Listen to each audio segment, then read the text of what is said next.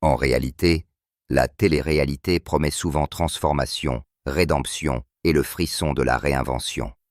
Lorsque Breaking Amish a été diffusé pour la première fois, les téléspectateurs ont été captivés par de jeunes hommes et femmes qui abandonnaient des siècles de tradition à la recherche de la liberté. Parmi eux, Sabrina Burkholder, dont l'ouverture et la vulnérabilité à vif ont touché le public. Elle n'était pas qu'un simple membre de la distribution, elle était le cœur émotionnel de l'histoire. Mais derrière son sourire discret et ses confessions à l'écran, un récit plus profond se déroulait. Un récit bien plus obsédant que ce que les caméras de TLC pouvaient capturer.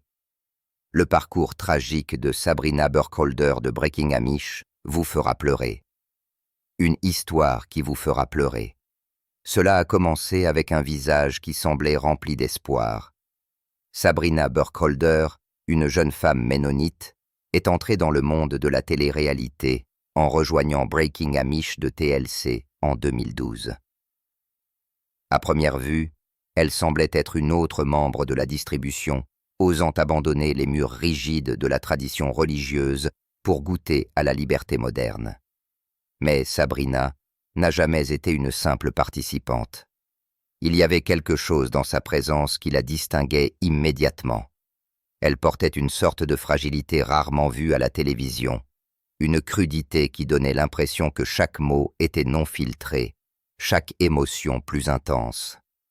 Elle parlait avec une candeur qui dérangeait certains et en attirait d'autres avec une force égale. Contrairement à de nombreuses stars de la télé-réalité qui portent un masque pour les caméras, Sabrina semblait en être totalement dépourvue. Sa vulnérabilité était désarmante et inoubliable pour les téléspectateurs. Elle a trébuché tout au long de son parcours, non pas avec des lignes répétées ou un sang-froid gardé, mais avec une honnêteté tremblante qui révélait une âme portant un poids bien plus lourd que ce que la prémisse de l'émission pouvait contenir. Cette ouverture a créé un lien puissant avec le public, mais elle l'a également laissé exposer.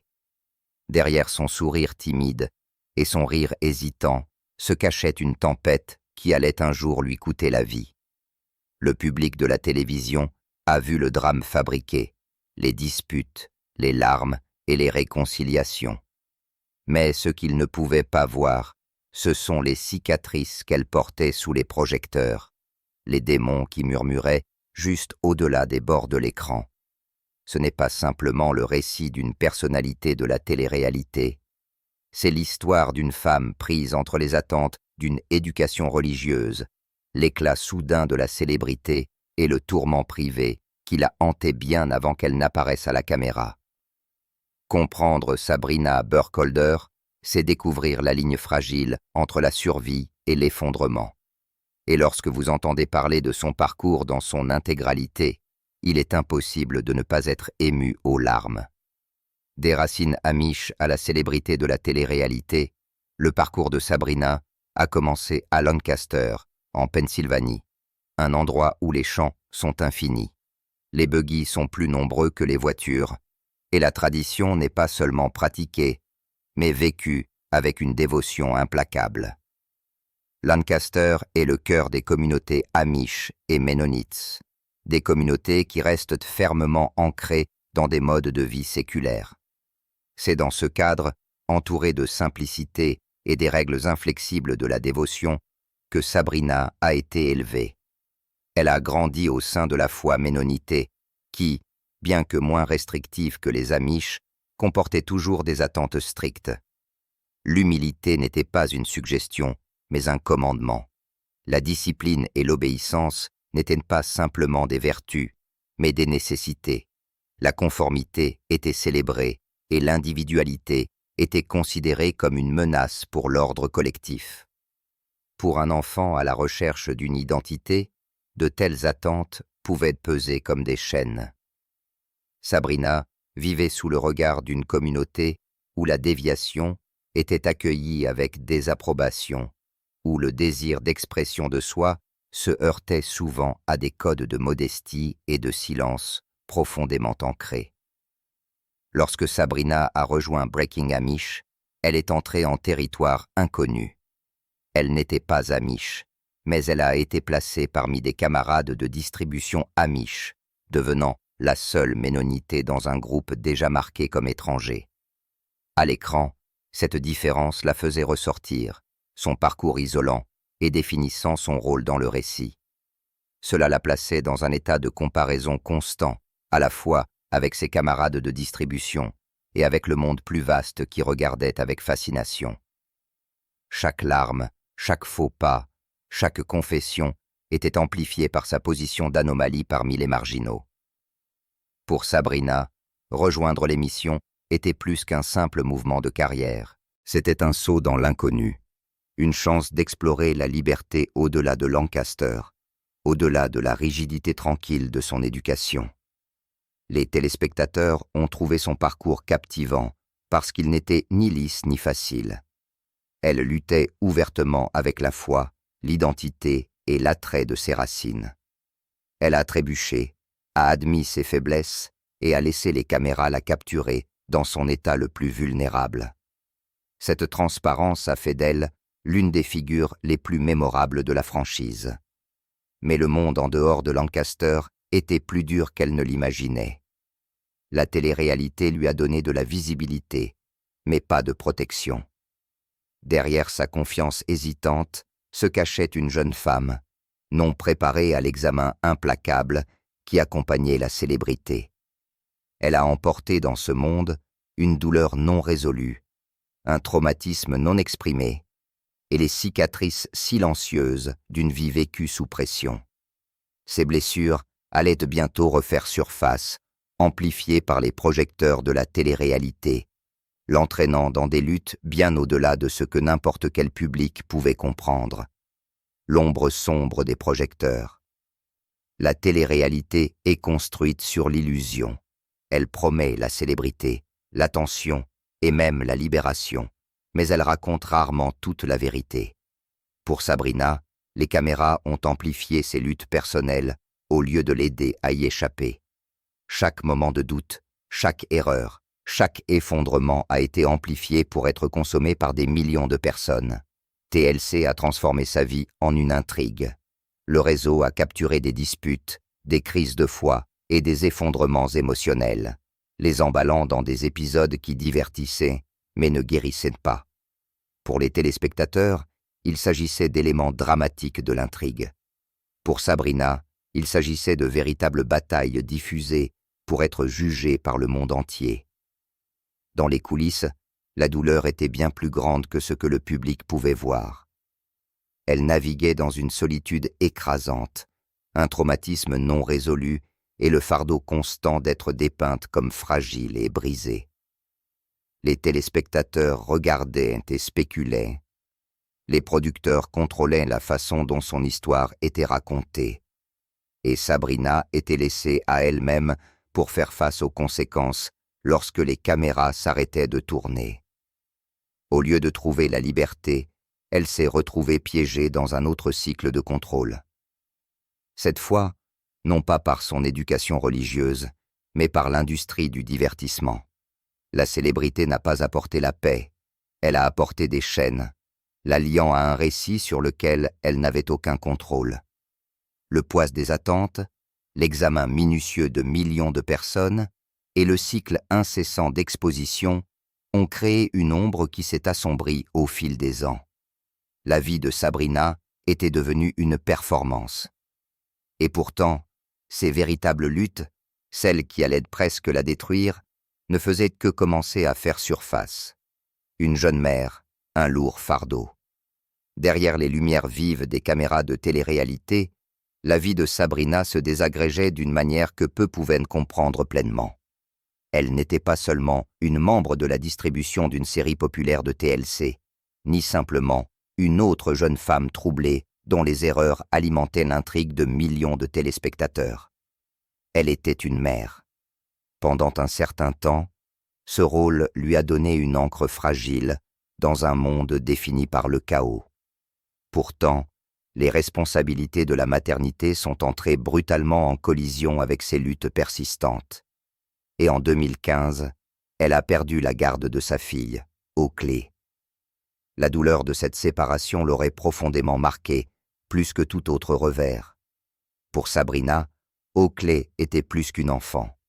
Elle était une chance de rédemption, une possibilité qu'elle puisse construire quelque chose de pur et de stable, malgré l'instabilité de son propre passé. Tenir sa fille dans ses bras lui avait donné une raison de résister aux tentations qui la rongeaient. Mais lorsque la toxicomanie et des modes de vie erratiques sont intervenus, l'État l'a jugée inapte. Du jour au lendemain, sa plus grande source d'espoir a été anéantie, et avec elle, un vide écrasant. Pour les téléspectateurs, la bataille pour la garde aurait pu sembler être un autre élément dramatique d'une émission qui prospérait sur le spectacle. C'était de la matière à commentaires en ligne, des discussions chuchotées entre les fans et des titres sensationnels dans les blogs de divertissement. Mais pour Sabrina, ce n'était pas du matériel pour un épisode. Cela ne faisait pas partie de la performance. C'était sa vie qui était démantelée pièce par pièce douloureuse. La différence entre ce qu'elle vivait et ce que les autres consommaient comme divertissement était un gouffre si large qu'elle se sentait souvent invisible, réduite à une caricature. Dans son monde privé, le chagrin persistait longtemps après que les caméras aient cessé de tourner. Elle ne se contentait pas de pleurer la perte de son enfant. Elle pleurait la stabilité qu'elle aurait pu construire, la possibilité d'être perçue comme plus que ses erreurs. Cette perte est devenue la première de nombreuses blessures qui ont façonné sa spirale descendante. L'emprise des addictions. Au fur et à mesure que les saisons de l'émission se sont poursuivies, les batailles personnelles de Sabrina sont devenues moins privées, exposées à la vue de tous. Ces démêlés avec la justice n'étaient plus des murmures, mais des gros titres. Les arrestations pour possession de substances contrôlées, les accusations de complot et les violations répétées de la libération conditionnelle sont devenus des marqueurs de sa descente. Ces moments humiliants et crus ont été disséqués et rejoués non pas comme des tragédies d'une femme en souffrance, mais comme des épisodes d'un drame continu. Au cœur de ces problèmes se trouvait l'héroïne, une drogue de classe A, une substance qui a déchiré des familles. L'héroïne n'est pas une drogue qui se contente d'atténuer la douleur. Elle détruit, consumant à la fois le corps et l'âme. Elle promet un soulagement, mais extrait la vie elle-même en retour. Pour Sabrina, l'héroïne était un ravisseur cruel. Elle a obscurci le jugement, tendu les relations et laissé des dégâts dans son sillage, des dates d'audience manquées, des promesses non tenues et une confiance brisée. Sa dépendance n'était pas une histoire propre de faiblesse.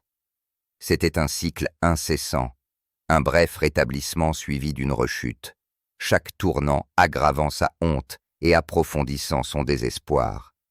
Pourtant, s'arrêter ici dans l'explication serait prendre le symptôme pour la cause. La dépendance n'était pas l'origine du dénouement de Sabrina, mais une manifestation de quelque chose de plus insidieux. C'était l'expression extérieure de blessures qu'elle portait bien avant de rencontrer des drogues. Sa consommation de substances n'était pas simplement de la rébellion ou de l'autodestruction. C'était une tentative désespérée de survie, une façon d'anesthésier un tourment qu'elle n'avait pas d'autres outils pour affronter. De l'extérieur, son histoire pouvait sembler chaotique, voire imprudente. Mais à l'intérieur, chaque rechute, chaque tentative ratée de sobriété était liée à une douleur qui ne la quittait jamais. La dépendance n'a pas défini Sabrina. Elle a révélé à quel point elle n'était pas guérie. Le traumatisme qui a alimenté la spirale. Avec le temps, la racine de la souffrance de Sabrina a émergé. Une révélation qui a recadré tout ce que les gens pensaient savoir d'elle. Elle aurait révélé que, lorsqu'elle était enfant, elle avait été victime d'abus. Ses aveux n'ont pas été faciles. Un traumatisme comme le sien ferment en silence, se tordant autour de l'identité, façonnant les choix et laissant des marques invisibles pour les étrangers, mais terriblement réelles pour le survivant. L'abus n'était pas un simple incident enfermé dans le passé. C'était une blessure qui saignait à chaque étape de sa vie, Il l'a privée de sécurité avant même qu'elle puisse comprendre ce que signifiait la sécurité. Il l'a dépouillée de sa confiance envers les autres, a corrodé son estime de soi et l'a laissée perpétuellement à la recherche d'une échappatoire aux souvenirs qui hurlaient de plus en plus fort au fil des ans. Les drogues lui auraient offert cet échappatoire. L'héroïne a atténué les souvenirs. Les pilules ont flouté les bords. Chaque défonce a fourni un bouclier temporaire contre les échos de la douleur de l'enfance qui la traquait jusqu'à l'âge adulte. Pour les étrangers, cela ressemblait à de l'autodestruction, mais en réalité, c'était de la survie. Chaque fois qu'elle se tournait vers des substances, elle ne recherchait pas le plaisir. Elle cherchait le silence. Pour beaucoup, le récit de la dépendance est peint à grands traits, mauvaise décision, manque de discipline, faiblesse morale. Mais dans la vie de Sabrina, la vérité était bien plus complexe. Son chemin tragique n'est pas né d'un désir de se rebeller, ni d'une imprudence inhérente. Il est né de blessures qui n'avaient jamais été traitées, de traumatismes qui n'avaient jamais été reconnus, d'un enfant qui avait été forcé de porter des fardeaux trop lourds bien avant qu'il n'ait eu la chance de grandir. Son âge adulte était une continuation de cette enfance, une longue bataille contre la douleur non exprimée. Chaque faux pas, chaque rechute, était l'écho d'abus qui n'avaient jamais été affrontés d'une manière qui permette la guérison. Sans soins appropriés, sans structure de soutien suffisamment solide pour contenir sa douleur, Sabrina n'avait que les outils qu'elle connaissait, engourdir, faire taire, endurer. Sa vie n'a jamais été simplement une question de dépendance ou de mauvais choix. Il s'agissait des conséquences du silence, de la brutalité des traumatismes non traités et de l'inévitabilité de l'effondrement lorsque le passé n'est pas guéri, la célébrité et la rechute. Même si la vie personnelle de Sabrina s'effondrait, elle restait liée au monde de la télé-réalité. TLC l'avait présentée au public et, à bien des égards, le réseau a refusé de la laisser partir. Des contrats la maintenaient liée aux producteurs et, à un moment donné, elle a signé des décharges légales permettant non seulement aux responsables de l'émission, mais même à ses agents de probation de suivre son processus de rétablissement. Chaque rechute, chaque étape du traitement, chaque revers n'était pas simplement documenté pour les tribunaux. Il était également documenté pour les caméras. Sur le papier, cet arrangement ressemblait à une responsabilisation. Elle était surveillée, tenue en échec, forcée d'affronter ses actions sous le regard vigilant des figures d'autorité et d'un public. Mais sous la surface, il portait les marques de l'exploitation. Sa douleur, ses rechutes, ses humiliations ont été transformées en intrigues consommables.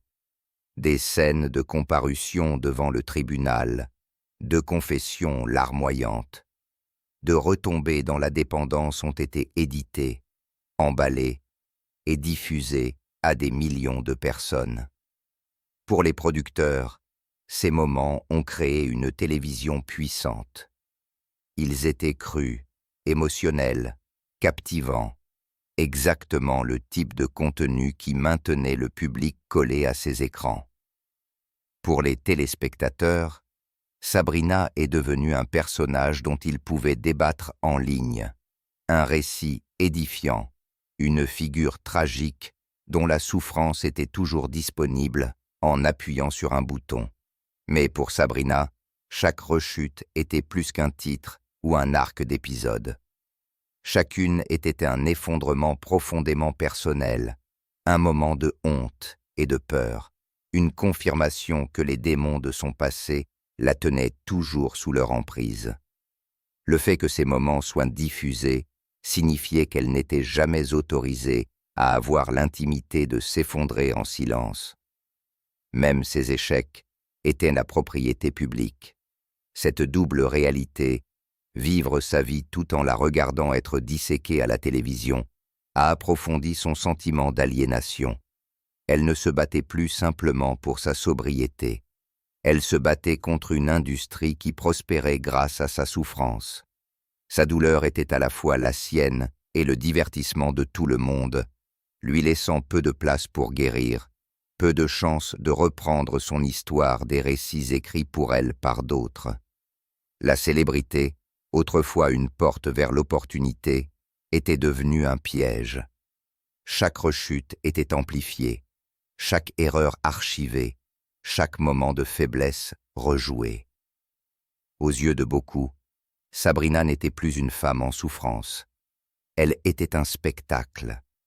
Et pour quelqu'un qui portait déjà le poids insupportable d'un traumatisme, l'intrusion constante des caméras et du jugement public rendait le fardeau presque impossible à supporter. La nuit où elle est morte et est revenue. Le point de rupture est survenu en juin 2018, quelques jours seulement avant le 32e anniversaire de Sabrina Burkholder. Après près d'un an de sobriété, une fragile menace de progrès s'est effondrée en une seule soirée. Elle et son petit ami Jethro Knoll rendaient une visite à un ami dans le comté de York, en Pennsylvanie. L'atmosphère de cette nuit n'était pas festive au sens traditionnel du terme. Pour Sabrina, dont la sobriété était une bataille quotidienne, le rassemblement comportait un danger tacite. Son ami lui a offert de l'héroïne, la présentant froidement comme un cadeau d'anniversaire. Ce qui s'est passé ensuite s'est estompé en fragments. Le dernier souvenir conscient de Sabrina était que quelque chose n'allait pas. Une vague soudaine de désorientation qu'elle ne pouvait pas situer. En quelques minutes, son corps a cédé. Son cœur s'est arrêté. Elle n'était plus parmi les vivants. Cliniquement, elle était morte. La panique a éclaté dans la pièce. La voix de Jethro s'est brisée de désespoir alors qu'il criait pour que la RCP continue.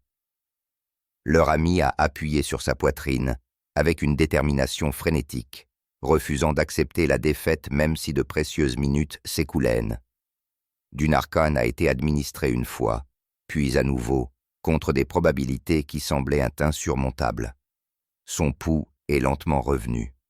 Le rythme faible était fragile, mais elle était vivante. Lorsque les yeux de Sabrina se sont finalement ouverts, elle a ramené avec elle quelque chose qu'aucune intervention terrestre ne pouvait expliquer. Elle a parlé de vision, d'une rencontre avec sa grand-mère biologique, puis avec sa mère, décédée alors que Sabrina n'avait que 6 ans. Les images étaient vives, pas comme des rêves, mais comme des expériences vécues en dehors du temps. Elle a décrit un endroit qui ressemblait au paradis, une traversée vers l'autre côté qui ne s'est terminée que lorsqu'elle a été ramenée. Pendant un bref instant, Sabrina avait franchi les limites de la vie, puis y était miraculeusement revenue. La gravité de l'événement ne pouvait être sous-estimée. C'était plus qu'une autre overdose. C'était une rencontre littérale avec la mort, une ligne franchie, puis inversée. Pour Sabrina, l'expérience a ébranlé les fondements de son être. Elle n'avait pas simplement survécu à une crise alimentée par la dépendance. Elle était morte et avait en quelque sorte vécu à nouveau. Rétablissement et réflexion. L'overdose a forcé Sabrina à un règlement de compte inévitable. Elle ne pouvait plus nier la vérité que sa vie était devenue méconnaissable. La version d'elle-même qu'elle connaissait autrefois avait été enterrée sous des années de dépendance, de traumatisme et de cycles incessants de rechute. L'expérience de mort imminente a anéanti les dernières illusions auxquelles elle s'était accrochée. Reconnaissant la gravité de sa situation, Sabrina s'est inscrite en cure de désintoxication. Elle a pris la décision délibérée de se retirer de la vue du public, s'éloignant de l'examen minutieux de la télé-réalité et des jugements des étrangers. Ce n'était pas un acte de faiblesse, mais une déclaration qu'elle avait besoin d'espace pour guérir, à l'abri des caméras et du rappel constant de sa personnalité publique. La réhabilitation n'a pas été une route facile. Elle l'obligeait à affronter des démons qu'elle avait longtemps évités. Pendant des années, les drogues avaient servi de bouclier contre des souvenirs trop douloureux à affronter. Derrière sa dépendance se cachait un abus infantile, des traumatismes enfouis si profondément qu'elle avait cru que le silence pouvait les effacer. Mais le silence n'avait fait qu'envenimer la dépendance, la poussant plus loin dans des schémas destructeurs. Des années plus tard, Sabrina révélera cette vérité publiquement. Elle a admis que sa consommation de drogue n'était pas la recherche de l'euphorie, mais une tentative d'engourdir une douleur insupportable. Ce faisant, elle a modifié le récit de sa vie. Son histoire n'était plus définie uniquement par la dépendance. Elle est devenue une histoire de survie, d'endurance contre des forces qui ont commencé à la façonner bien avant l'arrivée de la célébrité. En reconnaissant son passé, elle a donné une voix aux innombrables autres personnes qui consomment des substances non pas par faiblesse, mais comme une réponse désespérée à des blessures invisibles. Dire sa vérité n'était pas simplement un aveu, c'était du courage. Chaque mot était un acte de résistance contre la honte et la stigmatisation, une affirmation que la guérison n'est possible que lorsque les ombres sont nommées. Pour Sabrina, le rétablissement n'était pas linéaire. Ce n'était pas l'histoire bien rangée d'une rechute, suivie d'une rédemption puis d'une clôture. Au lieu de cela, c'était désordonné, épuisant et continu. Pourtant, au milieu de tout cela, elle a commencé à récupérer des fragments d'elle-même, son identité de mère, de partenaire et surtout de femme capable de résilience. Le parcours tragique qui vous fera pleurer. Aujourd'hui, l'histoire de Sabrina Burkholder reste inachevée. Chaque jour, elle continue de se battre pour la sobriété, pour réparer ce qui a été brisé et pour défendre les autres qui portent les cicatrices invisibles du traumatisme. Pourtant, son parcours résiste au récit lisse du « ils vécurent heureux pour toujours ». Ce n'est pas une rédemption brillante. C'est cru, c'est douloureux, c'est implacable. Sa vie s'est déroulée comme une mosaïque de contradictions, de ses strictes racines ménonites à l'éclat de la célébrité de Breaking Amish, de la maternité aux spirales de la dépendance, d'une mort qui était temporaire à une survie qui reste précaire. L'histoire de Sabrina est marquée, mais indéniable. Ces cicatrices ne peuvent être effacées, ni entièrement capturées par une caméra. Elles existent dans les moments de lutte silencieux, dans les guerres privées, menées loin du regard du public. Pour le monde extérieur, elle est peut-être une star de la télé-réalité, une figure dont les troubles personnels ont été diffusés comme divertissement. Mais pour ceux qui regardent plus profondément, sa vie révèle quelque chose de bien plus profond. La douleur de Sabrina est devenue un spectacle public. Ses moments les plus bas disséqués pour les codes d'écoute. Pourtant, elle continue de se tenir debout, incarnant une défi que ni une scène, ni un scénario ne pourraient fabriquer. Son histoire résonne parce qu'elle parle de plus qu'elle seule. Ce n'est pas seulement sa tragédie, mais un miroir d'innombrables batailles invisibles, chaque histoire inédite de dépendance, chaque cicatrice cachée de traumatisme, chaque combat pour la guérison dans une société prompte à juger mais lente à comprendre, ceci résonne dans son récit. Le parcours de Sabrina vous fera pleurer non seulement à cause de son chagrin, mais parce qu'il reflète la lutte commune de la résilience humaine. Elle reste une femme marquée par le deuil et la survie, par les erreurs et les deuxièmes chances, par l'effondrement et le retour. Et tandis que son passé porte des ombres, son présent est défini par le courage de continuer. Ce n'est pas seulement la chronique de Sabrina Burkholder, c'est la chronique de l'endurance elle-même, d'une vie déchirée et cousue ensemble, avec des fils imparfaits, d'un esprit humain refusant de céder même lorsque le poids de l'histoire pèse avec une force impitoyable. Son parcours ne promet pas une fin parfaite.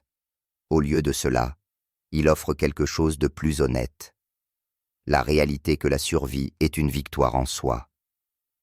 Et dans cette survie, Sabrina a créé une histoire qui vous fera pleurer, non pas parce que c'est une tragédie seulement, mais parce que c'est un témoignage inébranlable de ce que signifie continuer à vivre quand tout a essayé de vous faire taire. Le parcours de Sabrina Burkholder est un parcours de douleur, de survie et d'une recherche implacable de la paix à la suite d'un traumatisme. Le parcours tragique de Sabrina Burkholder de Breaking Amish vous fera pleurer.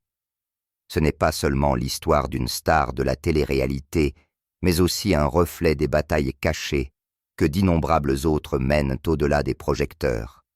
Son chemin à travers la dépendance, la perte et le rétablissement nous oblige à affronter des vérités inconfortables sur la célébrité, l'exploitation et la résilience. Elle reste une figure à la fois de tragédie et de force, un rappel que derrière chaque titre se cache un être humain qui essaie encore de guérir. Croyez-vous que l'histoire de Sabrina est une histoire de rédemption ou une histoire de survie? Partagez vos réflexions dans les commentaires. Merci d'avoir regardé cette vidéo avec nous et à bientôt dans la prochaine.